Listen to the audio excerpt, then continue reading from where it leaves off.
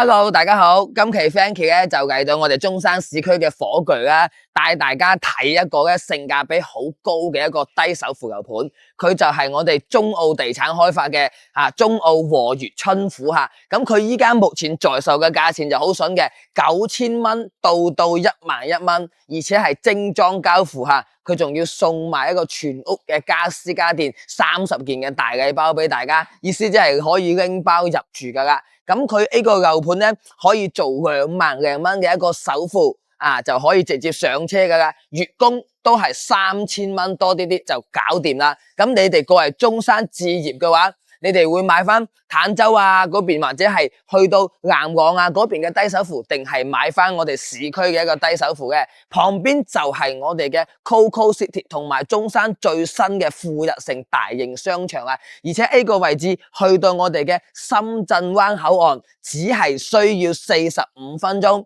翻去港珠澳港車北上都係50分鐘就可以搞掂噶啦，同埋咧佢個位置係市區啊嘛，成熟程度就唔使講嘅。跟住我鏡頭一齊嚟大家睇下一個樓盤。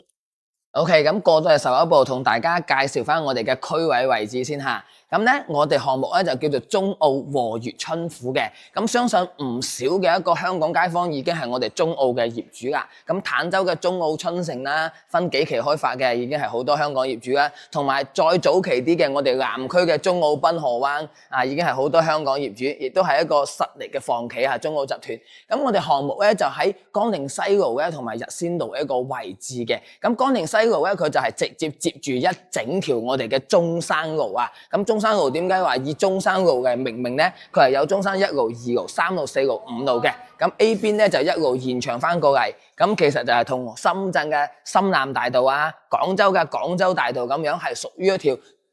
城中心嘅一個主幹道啦。咁佢城中心兩邊嘅一個物業，佢個位置同埋佢嘅一個價值就比較高啦吓。咁同大家講翻香港街坊 A 邊有咩交通配套比較方便先吓。咁首先講嘅就係我哋嘅自駕方面，我哋喺我哋嘅江寧西路、日仙路 A 邊一轉翻入嚟我哋城東嘅一個高速入口，就只需要45分鐘嘅時間就可以翻到我哋深圳灣過關翻香港噶啦。咁同樣都係喺城東高速呢邊行翻我哋嘅港澳高速，47分鐘就可以翻到我哋嘅港珠澳大橋下。咁其實咧港車北上過嚟都係十分之方便嘅。另外咁我哋長者出行方式都係搭車會比較多噶嘛。咁我哋樓下咧已經簽約咗一個直通巴士站嘅，咁佢每日都會有班次翻我哋嘅香港，咁暫時就未入住，所以佢嘅班次就唔算太多。但係咧我哋旁邊嘅 Coco City 咧係有我哋嘅榮利巴士，每日有10分多嘅班次，30分鐘一班可以翻到香港各區。旁邊富日城亦都有粵港永東，所以呢啲交通嘅方面係完全唔需要去擔心啦。咁甚至乎你要坐船嘅話，喺我哋項目去到馬鞍島新中山港客運碼頭，亦都係只係需要30分鐘一個時間，然之後再加50分鐘就可以翻到你哋香港嘅一個中港城碼頭噶啦咁就十分方便啦。咁再嚟講翻我哋嘅配套先吓，咁我哋配套咧喺呢個位置，以前火炬咧好多人就會話我要行太陽城依家行太陽城已經 out 啦。我哋旁邊咧就有依家中山最新最大嘅富日城Coco Park 同埋我哋嘅星河 Coco Park 嘅。咁去到星河 Coco Park 呢個位置，只係需要2.5公里，5分鐘一個車程。去到我哋富日城咧，都係3公里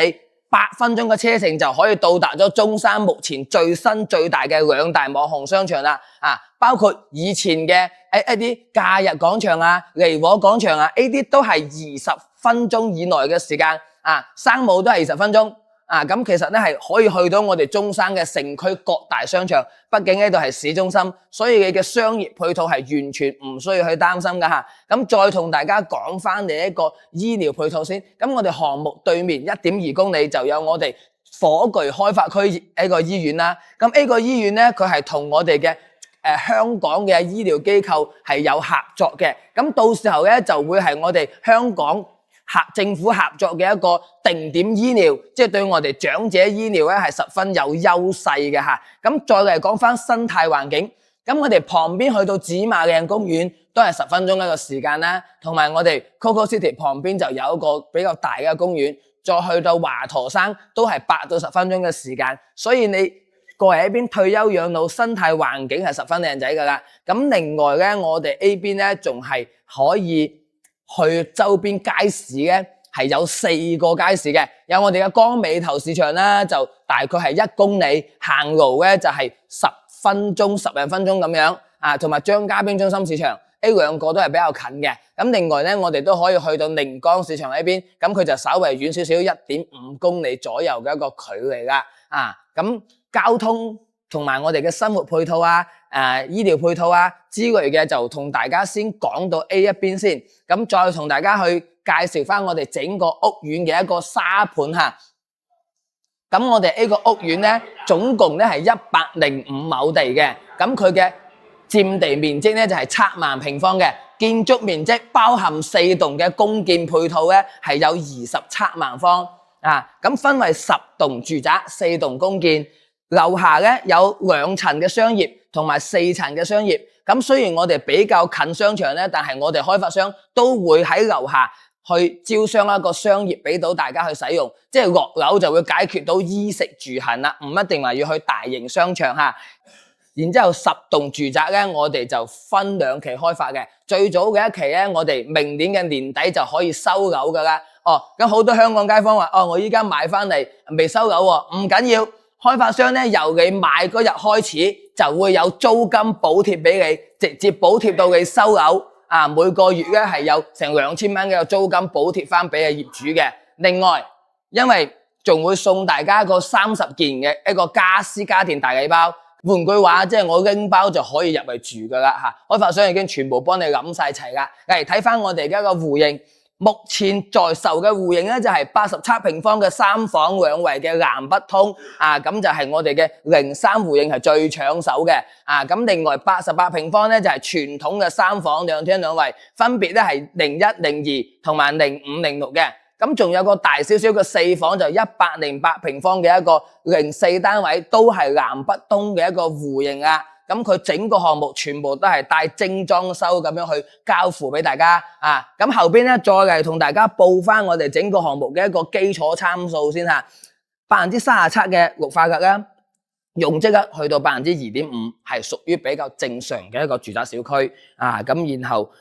仲有就係27年嘅年底交樓，目前咧最平咧，我哋嘅移動係可以有5到9000蚊嘅一個精裝單位喎。均價咧就喺1萬蚊度，睇你就係買邊嗰個朝向啦，同埋要高樓層定係低樓層嚇。咁另外再值得一講嘅咧就係我哋呢個屋苑咧，佢入邊嘅花園係好似個圓形咁樣，因為整個10棟咧係圍住個花園，將最大嘅一個綠化空間俾到各位業主啊。咁有我哋嘅陽光大草坪啦，同埋有我哋嘅10種主題嘅一個範圍所限。咁事不宜遲，廢話就唔多講，跟住我一齊去睇樣板間。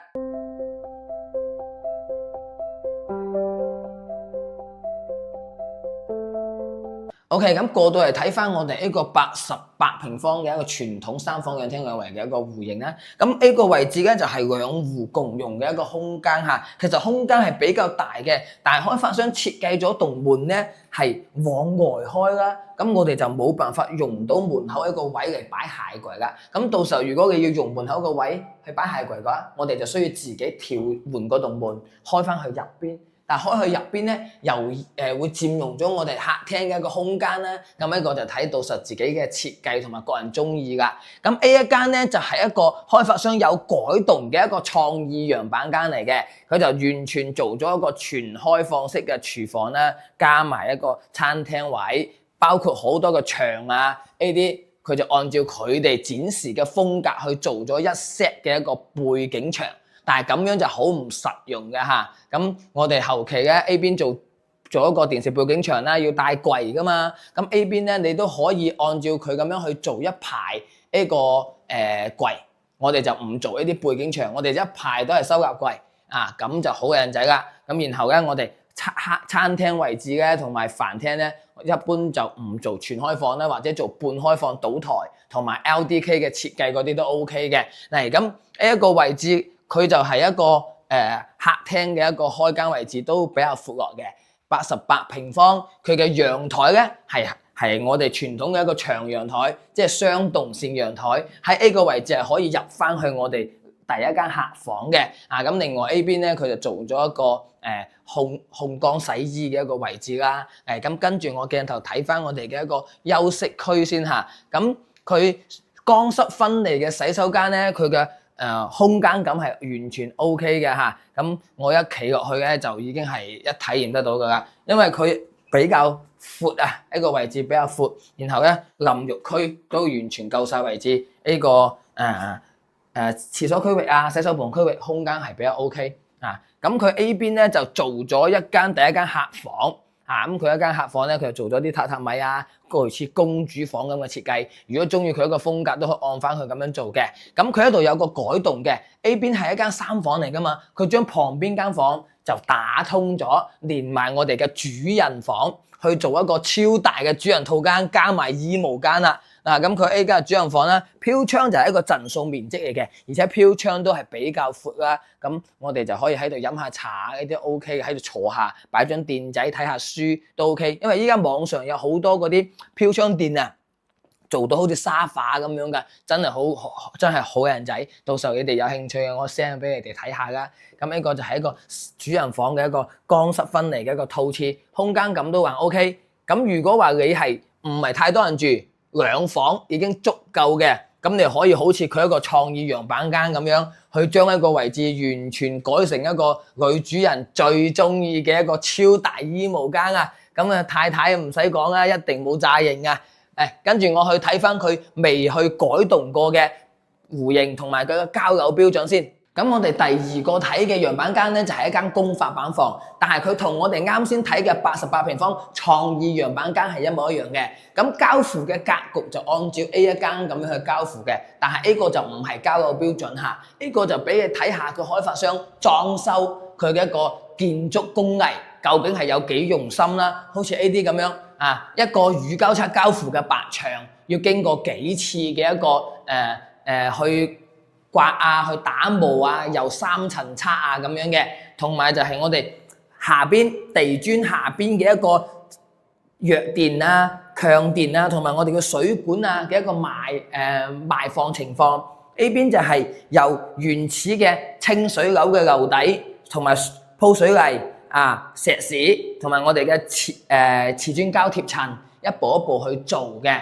咁我哋可以從一間屋入邊，除咗睇到佢嘅工藝以外，我哋可以睇到88平方真正嘅交樓格局係點樣嘅。一入嚟我哋嘅嗰邊就喺呢個廚房位置啦，到時候廚房3件套全部做好晒嘅。咁然之後 A 邊就係我哋一個餐客廳一體化嘅設計啦，整體嘅空間感係 OK 嘅。然後我哋出翻嚟就係一個大，即係一個長陽台嚇。咁我跟住鏡頭可以出去睇下，然後陽台又可以連通翻我哋旁邊嘅一個第一間客房啦。咁 A 個咧就係望翻少少嘅園林位置，再嚟睇翻我哋休息區嘅一個未改動嘅一個格局先嚇。咁佢A 邊一間房咧就我哋做放米半床同埋衣櫃係冇問題嘅。咁 A 邊咧就係我哋乾濕分離嘅一個洗手間。A 度都有晒工藝俾大家睇㗎啦。A 邊就係一間比較最細嘅嗰間房，咁你哋可以做翻書房或者係做客房、BB 房都 OK。A 個就係主人房。啱先咧佢就改動咗嘅就係我哋 A 個位置，佢就係直接打開咗棟門，一路行過去就做咗大型衣帽間。就同個套房打通咗。咁呢個就係88平方嘅3房2衛傳統嘅一個弧形。再嚟睇個南北對流嘅。咁依家睇到嘅就係我哋87平方嘅南北對流嘅一個設計嘅弧形啦。咁入翻嚟一個位置門口可以做一個鞋櫃嘅，做一個到頂鞋櫃都冇問題啦。咁 A 個就係餐客廳一體化嘅，佢係南北對流啦。A 邊就係我哋嘅一個陽台位置噶。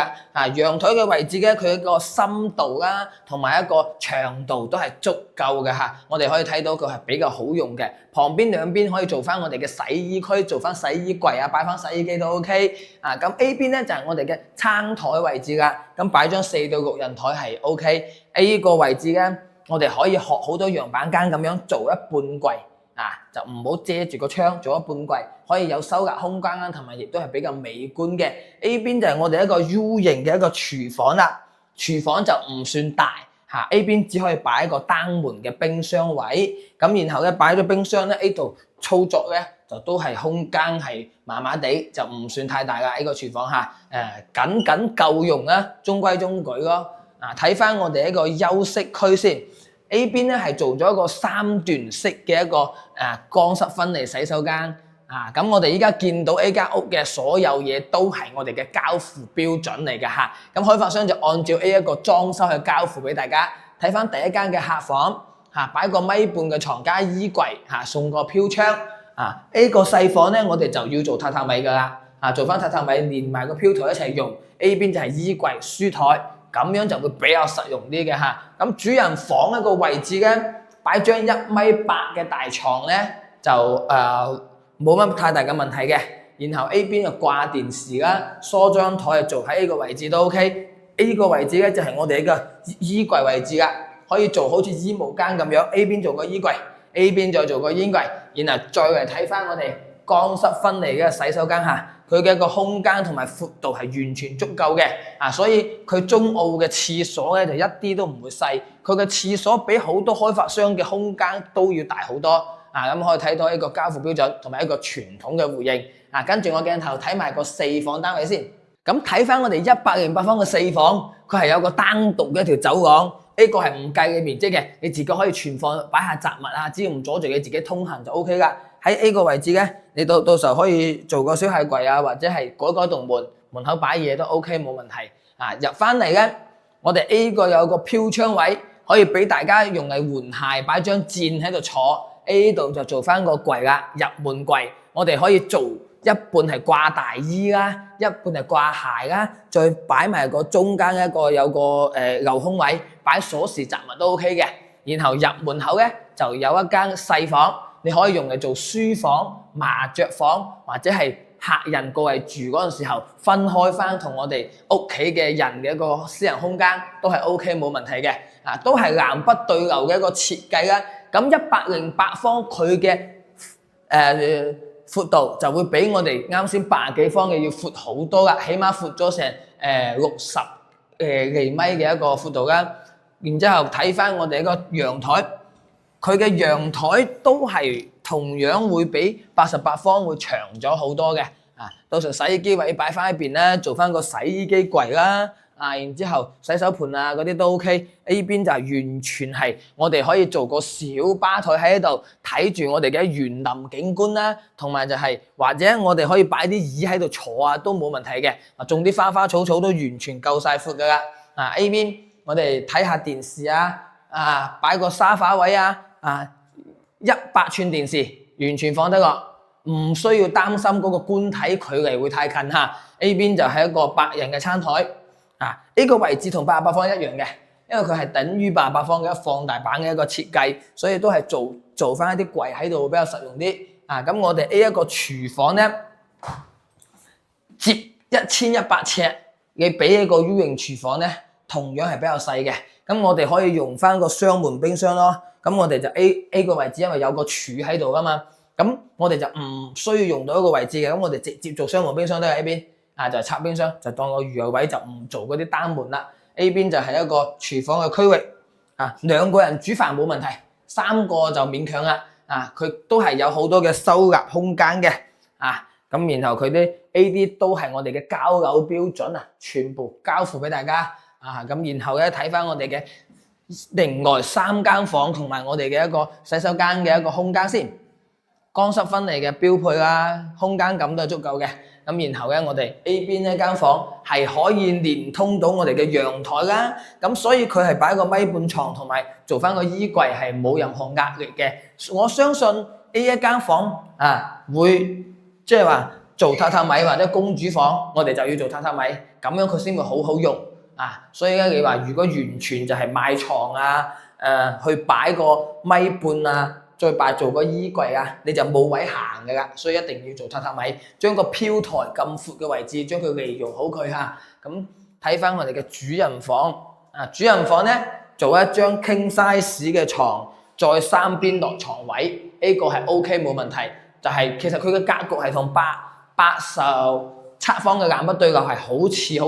格局一模一樣嘅。嗱，呢邊兩邊就做翻我哋嘅一個衣櫃啦，再入翻就係我哋嘅乾濕分離嘅一個洗手間噶啦。